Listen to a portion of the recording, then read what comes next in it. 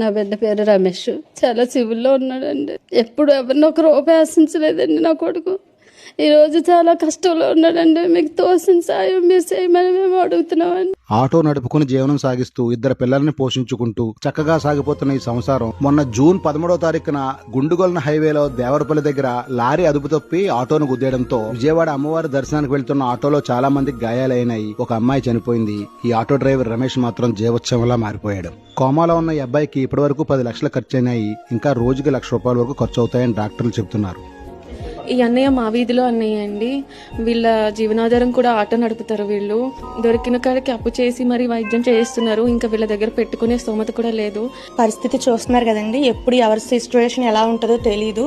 ఐసీలో ఉన్నారు ఆయన. మీరు చేసే ప్రతి రూపాయి కూడా సాయమే. దయచేసి హెల్ప్ చేయండి. వీడియో చూసిన ప్రతి ఒక్కరు మీకు తోచిన సాయం 10 రూపాయలైనా పర్వాలేదండి. ఆ కుటుంబాన్ని నిలబడితే చాలండి. ఒక ఆటో డ్రైవర్ స్తోమత ఎంత ఉంటుందో నేను మీకు చెప్పక్కర్లేదు. మీకు తోచిన సహాయం పైనిచ్చిన ఫోన్ పే నెంబర్లకు గానీ కిందిచ్చిన అకౌంట్ నెంబర్ గానీ చేయండి. మీరు చేసే సాయం ఈ అన్నయ్యనే కాదు, వీళ్ళ కుటుంబాన్ని, వీళ్ళ పిల్లల్ని అందరినీ కాపాడుతుంది. దయచేసి మీకు వీలైనంత సాయం చేయండి. ఈ వీడియో అందరికీ షేర్ చేయండి.